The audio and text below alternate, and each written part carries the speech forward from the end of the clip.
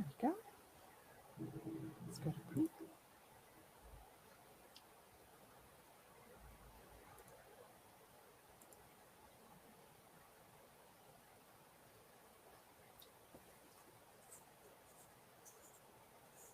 Hello and welcome, everyone. Just give people just a few more moments to get comfortable. We have an exciting presentation.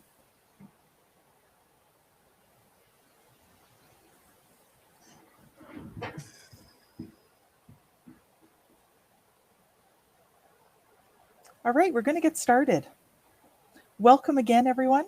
My name is Sherry Mayhew, and I am the Resource Center Director, as we're called, of Eastern Ontario, Kingston, and the Belleville area. It's my privilege to introduce our speaker for this session, Corrie Sirota. Corrie is a clinical social worker and psychotherapist who specializes in grief and loss. She is the author of Someone Died, Now What? A personal and professional perspective on coping with grief and loss. Corrie is a private practitioner. She's a TEDx speaker. She's a faculty lecturer in the McGill School of Social Work and the co-host of a weekly radio show called Life Unrehearsed. Corrie is married and is a proud mum to Ashley and Justine. She also loves to laugh. Corrie's presentation today is called Anticipatory Grief, what it is and how we cope with it. This workshop will help caregivers understand what the term anticipatory grief is and how it relates to illness. You will learn the unique characteristics associated with anticipatory grief from both the family and individual perspective, all within the context of long-term illness. Corrie will also provide suggestions on how to cope with anticipatory grief, followed by a period of questions and answers. Please be sure to type any of your questions that you have for Corrie in the question tab on the right-hand side of your screen. Thank you so much, Corrie, for sharing this important work and your perspective with us. I'd like to now hand it over to you for your presentation. Thank you so much, Sherry. It is a pleasure to be here. I want to say good morning or good afternoon. I'm not sure what time zone you're in. I'm in Eastern Standard, having this conversation from Montreal, Quebec. So for me, it's in the afternoon. It's just after 1. I imagine you just all engaged in a really interesting keynote speaker presentation, and so I appreciate that you swiftly ran through Zoom to this session. This is a topic for me that is really very important, and I would even venture to say not talked about enough. But then again, Sherry explained to you, I'm a grief, loss, and bereavement specialist. Nothing I do is talked about enough. So I'm going to share some of my thoughts with you that I hope will provoke some interesting discussion, and I will leave time for that discussion at the end of the presentation. So unless something's really not clear, I would ask that you kind of hold on to your questions or type them, and Sherry's going to moderate that for me. Thank you. So that I can get through the material first, and then we can have a chat about it. So Sherry did a great explanation of what we were doing and what my intention was. So I'll just reiterate it very quickly. We can't have a conversation about anticipatory grief without defining what anticipatory grief is. We need to look at how anticipatory grief relates to Huntington's disease. And then what is it about anticipatory grief that is unique? And as well, how is anticipatory grief expressed? And then once we do all that, we'll do what I call the now what factor. You heard that was the title of my book. It's because we often go to conferences, we read, we do all kinds of, we learn about things, information. But for me, I'm like, okay, but now what? So I'm always about the now what factor. So you will not leave today, this session, without some ways to cope with anticipatory grief, some of which you may already do, some that may be new to you.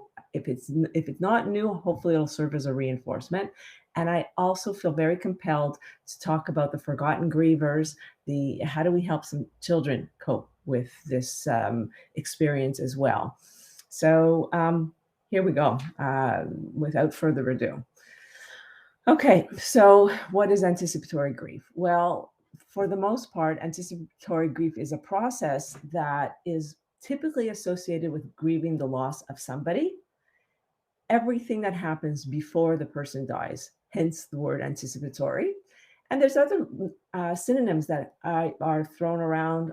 I actually don't use any of these. I always talk about anticipatory grief, but pick your favorite: preparatory grief, premature grief, pre-bereavement reaction, anticipatory mourning, pre-loss grief, pre-death grief, whatever makes you or works for you. But we're going to be talking about them all in the same context of under the umbrella of anticipatory grief. What is interesting, and I will elaborate on this, is the fact that with anticipatory grief, it's experienced both by the person who's been diagnosed with an illness and their loved ones. Additionally, when does anticipatory grief start? Well, it typically can begin as early as when the person receives the diagnosis. And how long does it last? Well, until essentially the person dies. And I'll elaborate on that more in a moment. And what I think is most important about when we talk about anticipatory grief, or any grief for that matter, is it manifests itself in very different ways, as grief is unique. It's as unique and individual as you are. So even within the same family, people have their own ways of coping, their own ways of processing the experience. So I've often seen families fight. You're not crying enough. You're crying too much. Why are you saying that? Why aren't you saying that? No, ultimately, grief affects us holistically, physically, emotionally, cognitively, and spiritually. So let's broaden that perspective to not just about emotions. It's something that affects us entirely.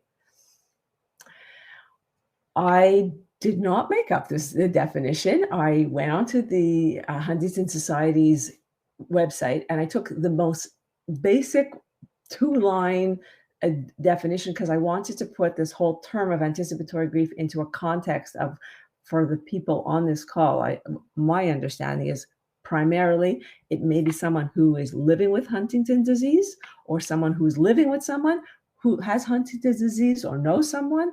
And so how does that relate? How does the term anticipatory grief relate to Huntington's disease? Well, for most of you, you know that you already know this, that it's a hereditary neurodegenerative illness with physical, cognitive, and emotional symptoms, which is why I go back to the slide before, saying if the disease affects us holistically, so it makes sense that so does our grief. And understanding that Huntington's disease is caused by a mutation in the gene that makes a protein called Huntingtin.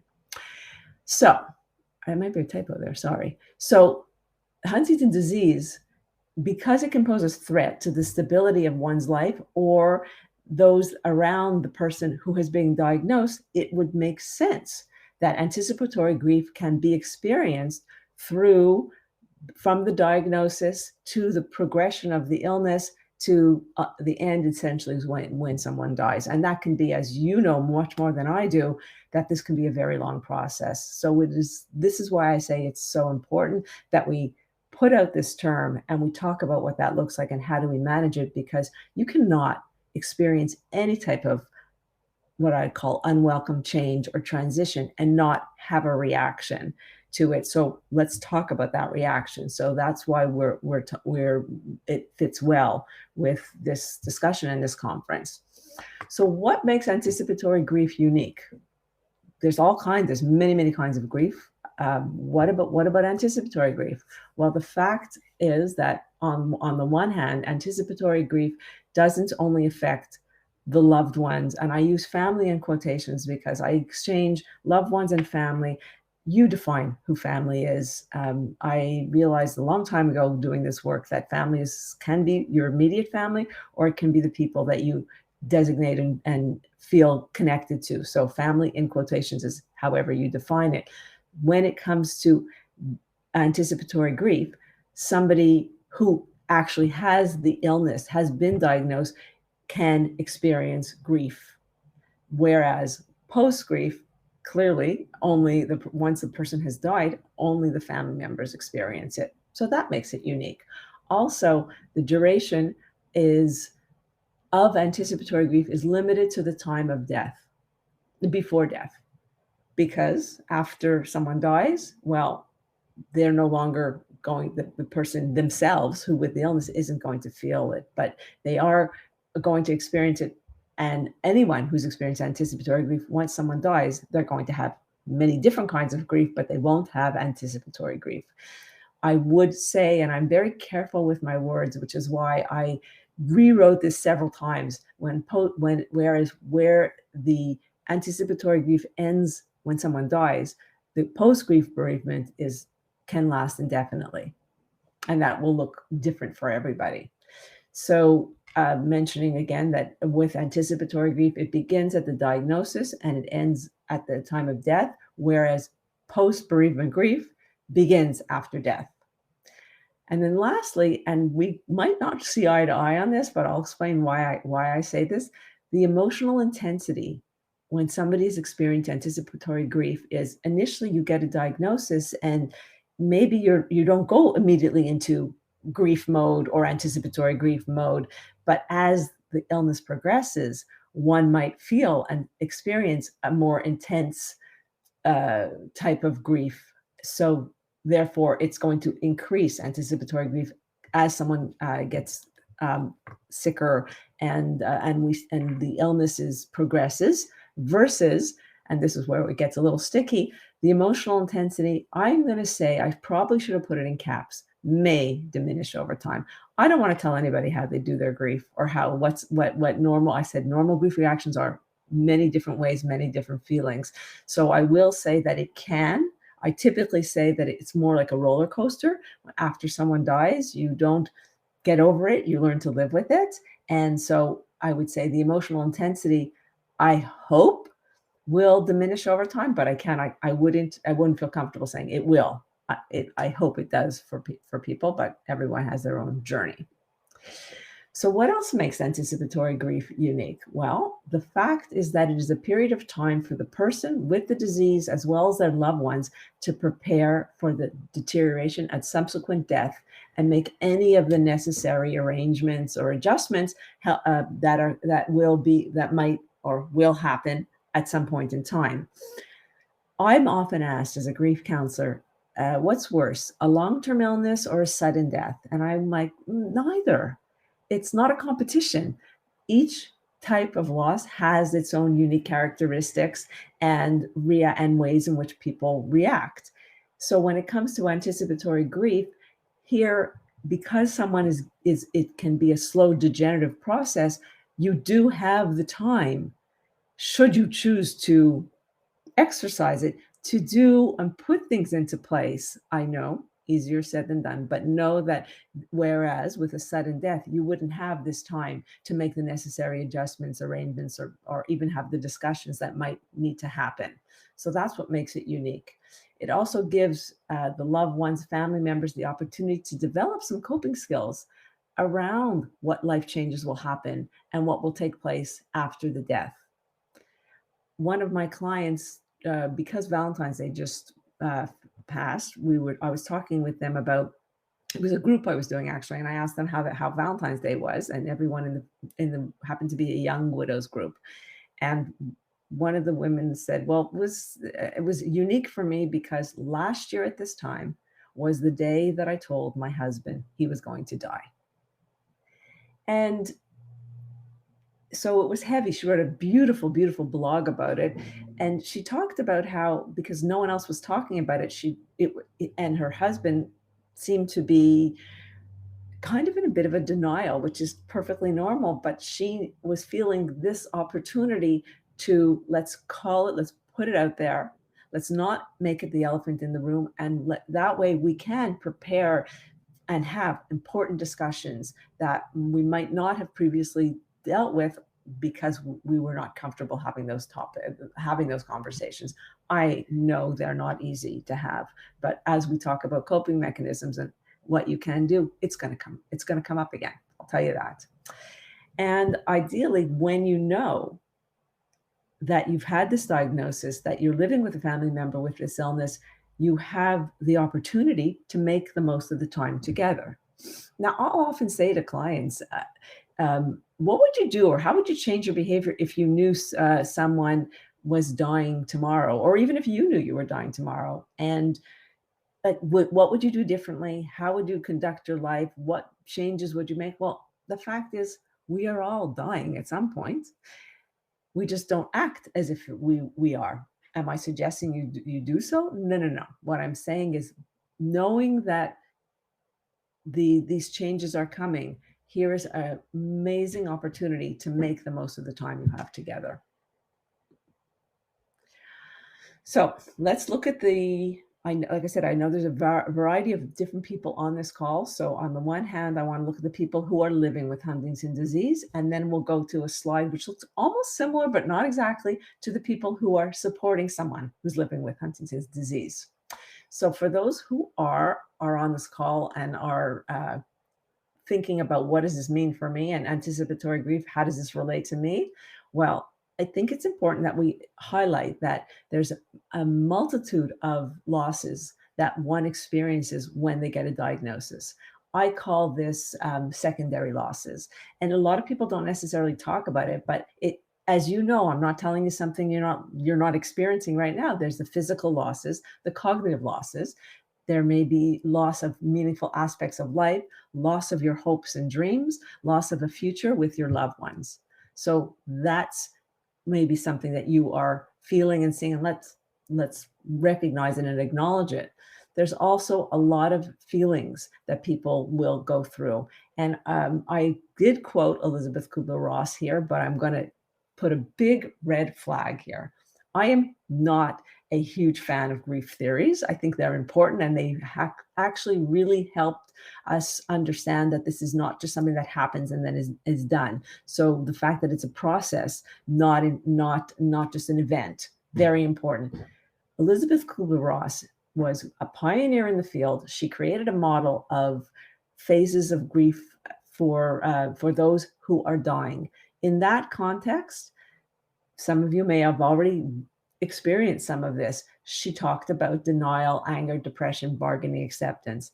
Except what she was criticized for and why we don't typically use these theories anymore is because people, as a society, we love to tick boxes.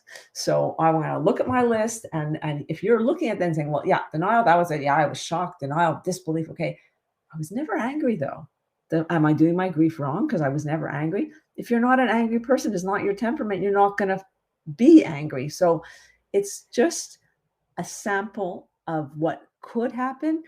The other thing is, it doesn't follow a nice strict line, like starts here, ends there. So it's different for everyone. And you can find yourselves initially denial or in shock because of the diagnosis. And then you go into a very big depression or just general understandable sadness. And then you become angry. And then I'm accepting, I'm getting all the information that I need. But then you also go through another period of anger or another period of sadness. That's why it's not a prescriptive linear experience. And I say that to you, hoping that those of you who are experiencing understand and know that what I'm suggesting is it's messy and it's not as clear as her stages were indicated. The other thing is, it was also applied to death and dying. It is for the process of dying, but after death, there is no bargaining after death. So it was misused, but I digress. Okay. Also thinking about that the person who has been diagnosed experienced distressing thoughts about their loss, about how their functioning and eventual death is. So there's a lot of stress associated with that. And what can happen is you can experience unexplained symptoms, uncertainty about treatments. What's the best treatment? How do I do this? How do I fix it? And it might not be so crystal clear. And so there's a lot of stress associated with that. Why are we having this discussion? Because I think it's very important that we acknowledge anticipatory grief, and it allows the person who's living with the disease to plan a good quality of life and have, at some point in time, hopefully it's later than sooner, a dignified death. So that's for the person who is living with Huntington's disease. What about the person who is taking care of someone, a family, I say loved one, family member, very good friend, support group, you name it. What are they experiencing? Or what, in this case, I'm going to say, are you experiencing? Well, it's the same multiple losses and numerous stressors that will come up at the same time. So wow, people get very philosophical. What's the meaning of life? Why did this happen? Loss of hopes and dreams, loss of the future with the person who's been diagnosed with the illness. So there's a lot of that you which is perfectly normal. And I'm going to keep using that word. It's normal to feel these feelings, to experience these feelings. So when somebody is telling you why you shouldn't feel like that, I'm going to be that voice of reason. Listen to Corrie, and Corrie's going to be in your head going, no, it's normal. As long as it's not illegal, immoral, or dangerous, pretty much everything is normal. So the person who's supporting someone with this illness, they can also experience it physically, emotionally, cognitively, and spiritually. And we can go back to Elizabeth Kubler-Ross's stages now that I've put it into a context and say they can also experience any one of these, all of these, a couple of these. How many people, if I was able in a room with all of you to say, show of hands, how many people made a bargained silently, overtly, bargained about, I'll do this, I promise, bargaining is a very normal thing to do when you're experiencing anticipatory grief, because you're trying to take control of a situation that is out of your control. So therefore, you may be experiencing a significant amount of uncertainty. And I'm not spending too much time on COVID or related, but COVID taught. If COVID didn't teach anybody anything, it taught us all that there's a lot of uncertainty in life. And for a lot of people, that is incredibly unsettling. But we're doing it. We're managing it. We're managing it. We're making our way through it. So we know that we can and we will be able to find our way through, as difficult and as painful as some of the experience is going to be, or all of the experience is going to be. You've already survived 100% of your worst days. So if you want to know any evidence that you can, you already have. So in terms of the person who is supporting someone, addressing the anticipatory grief with the person who's dying, who has been or diagnosed with the illness, it can be incredibly beneficial, because that way you, like I said, it goes out here into the open and allows you both to mourn and the process and the loss and the deterioration as it's happening. We tend to shy away from these tough discussions, but having the discussions at least helps us process them, because if you think they're not thinking it, you're not thinking it, everybody's thinking it, just nobody's talking about it. I'm talking fast because I want to get to where I am, which is now what? Okay, so here's the thing. Long laundry list of ideas that I hope resonate with you. It's, what do I do? Now that we're here, now that I've explained it, I've talked about what was unique, I've talked about what you might be experiencing. Okay, so now what do I do? So in no particular order, number one, accept that anticipatory grief is a very normal experience to have. No, you're not going crazy. You're grieving. You're anticipatorily grieving, but you're grieving. Acknowledge all the losses, those secondary losses that I mentioned before. Find ways, and this will be different for everybody, whether it's talking about it, journaling, sharing it with a trusted friend. Find ways to acknowledge and recognize that there's the illness, and then there's all these secondary losses that are coming around with it. And that's something that needs to be recognized and discussed and planned for. The third aspect, connect with others in similar situations. Well, thankfully, Huntington Society has all these supports in place, or if they don't, wonderful people like Sherry she's the resource center director. She can guide you to those resources that you need, because I am a huge fan of support groups. And so I run a lot of support groups, and there's nothing like putting people in a room together to talk about similar like experiences. While I did say everybody's unique, it helps validate and normalize the experience for you. So whether you're the person living with the illness or the family members, huge thing is to connect with others like you. This call, getting on this call, getting on this conference, attending it, God bless you all for doing that. It takes a lot of courage to do it. and you did it. And that's only going to serve you, I believe, serve you well. Very important. Remember that even though someone is experiencing anticipatory grief, it doesn't mean that they're giving up. It just means that we're recognizing the changes that are happening in our lives. And so you're still going to, it's more like accepting that the recovery might not be possible, helping understand all the challenges that you're facing. It's really important that you focus on what you're doing. You're still supporting, you're caring, you're loving, you're creating meaningful time together. You're shifting your energy from hope to recovery. At the same time, I think I touched on it a bit, reflect on the remaining time. If I stood in front of you, you might start throwing tomatoes at me when I say this, but I just say it with most kindest way.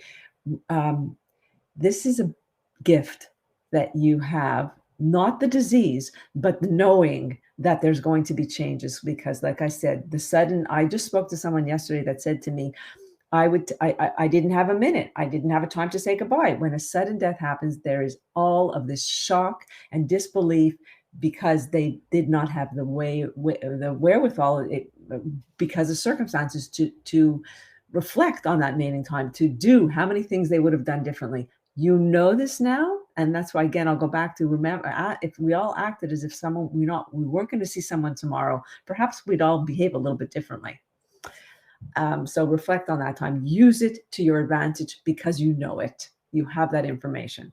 Communicate. I think that it is, as I said, everybody's unique process. So anticipatory grief is different for anyone. So even in the same family, partner, parent, siblings, aunt, uncle, cousin, brother, sister, grandparents, all of you are going to be experiencing it differently. So talk about it. Nobody is doing it right or wrong unless it's illegal, immoral, or dangerous. But we need to communicate with each other, to check in with each other that you need quiet time. I need to talk about it. That's okay. So I got to find somebody to talk about it with. And just because you're not talking doesn't mean you're not feeling or grieving. This one's a tough one. I say take care of yourself, but I have been verbally abused for saying that to people because they go, yes, Corrie, easier said than done. I recognize it. I know it's easier said than done, but I go back to the old adage of when you're on an airplane, they tell you in an emergency, you put the mask on yourself first because you can't help anybody else unless you take care of yourself. So taking care of yourself is not being selfish. It's about self-care. I'll say that's all I'll say about that. Take advantage of your support system. Now, in my perfect world of rainbows and butterflies, I would say everybody will know exactly what to do.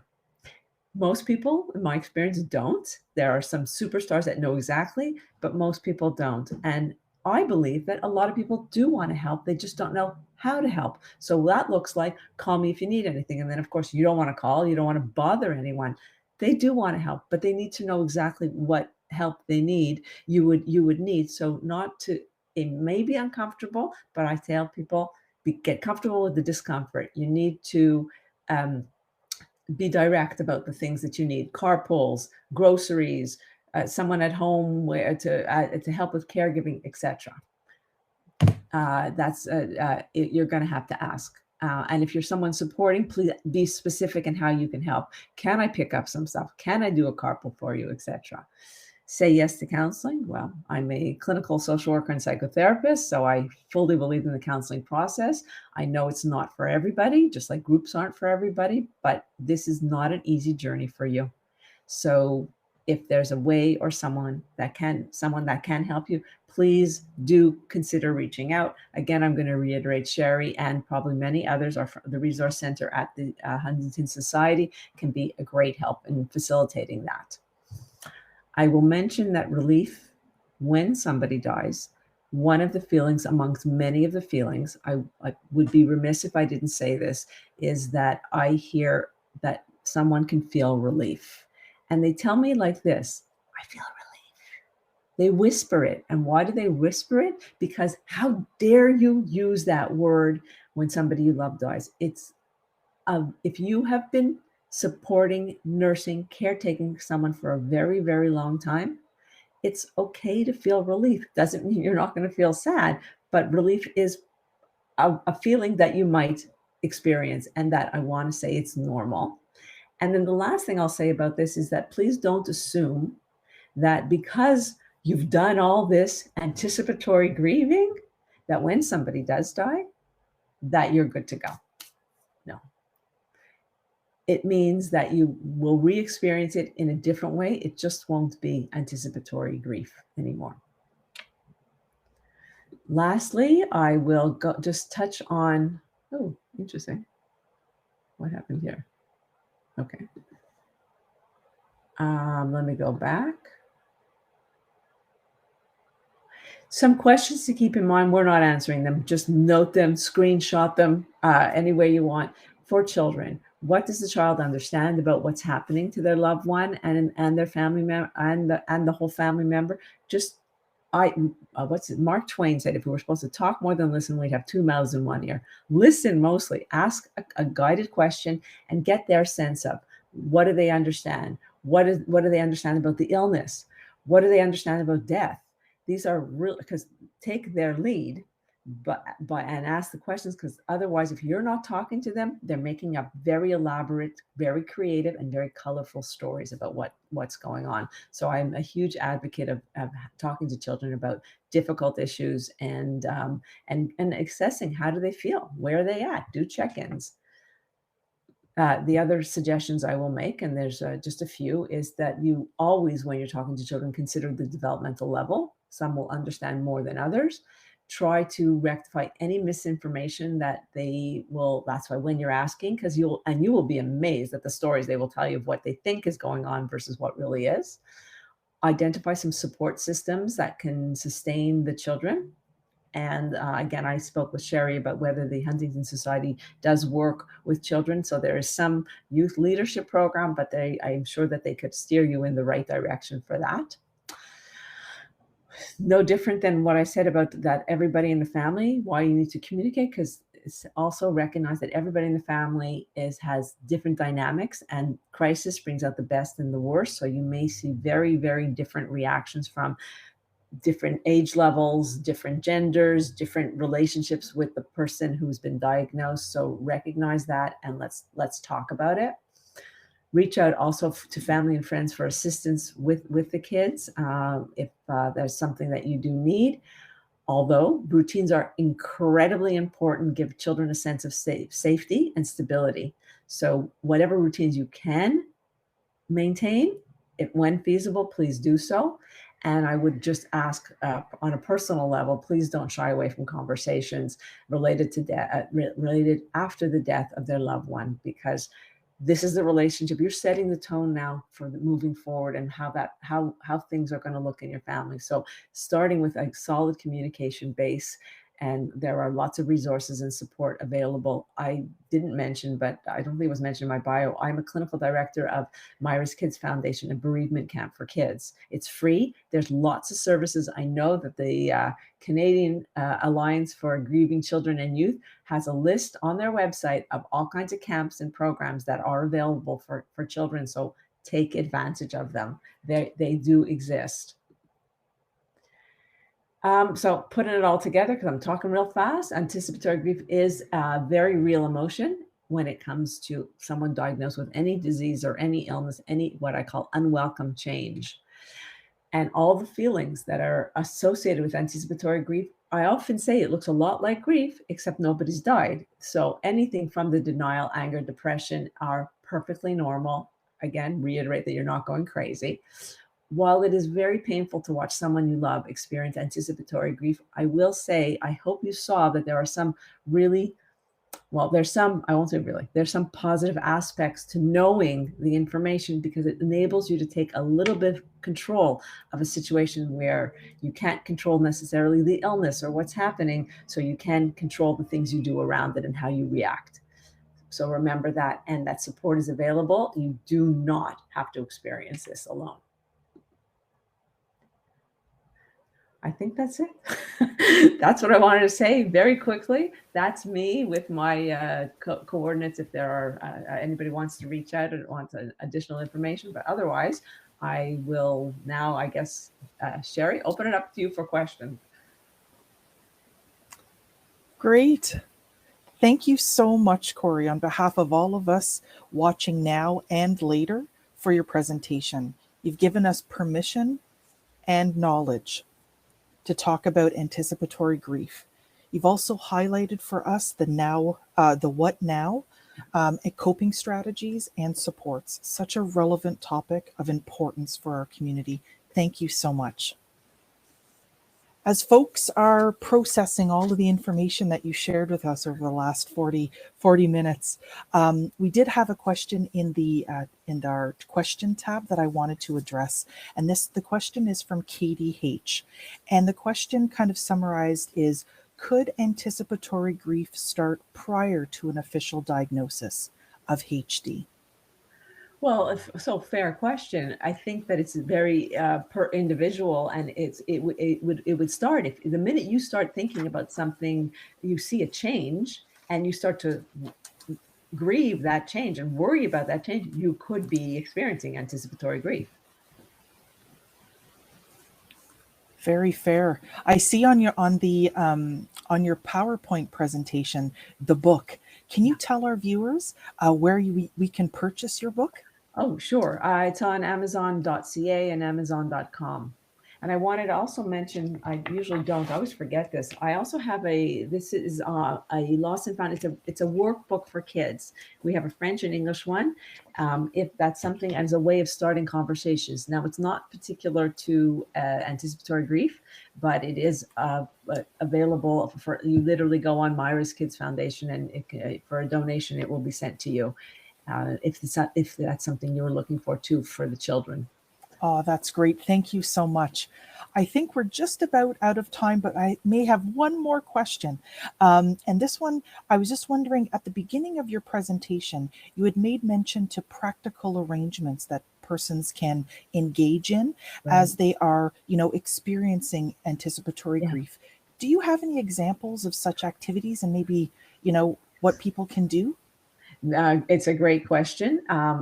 We don't like to talk about wills, power of attorneys, mandates, any financial stuff. I think that the three taboo topics are sex, death, and money. So we don't want, now you got to put two of them in the same conversation. So anything that can help the family, funeral arrangements.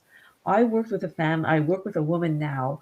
Her brother was dying, and I am absolutely amazed at how many things she has told us. He told her. It constantly comes out of her mouth. Bob, that's not his real name. Bob asked that we do this. What schools the kids should go to, when they should take care of certain life cycle, how, where, which way. He was so explicit in all of his wishes that this leaves very little room for guesswork. And in fact, there's a book, I apologize, I don't know the author's name. We interviewed her on our radio show. It's called If You Love Them, Leave Them Lists. And it's so bang on with all, you have no idea what here. You now know it's not a great conversation, but I'd rather you have it now than have. I worked at a funeral home for 5 years, watching families make funeral arrangements that were, they didn't know answers to questions. They didn't know if the person had a cemetery plot. They didn't know, did they want a double plot? Did they, all the, you need to have certain information. So gathering all that information, where are important documents, all of that will fall under the preparations or things that you can, concrete things you can do. Thank you so much, Corrie. And I think that wraps up our session. It's now time for our break. So I would welcome the opportunity for you to all visit the virtual exhibitors booths, and you can get to those by going back to the lobby and looking at all of those exhibitor booths. Our next session is at 3:15, and I hope to see you then. Thank you so much, Corrie, and thank you everyone for joining. We'll see you soon. Thanks.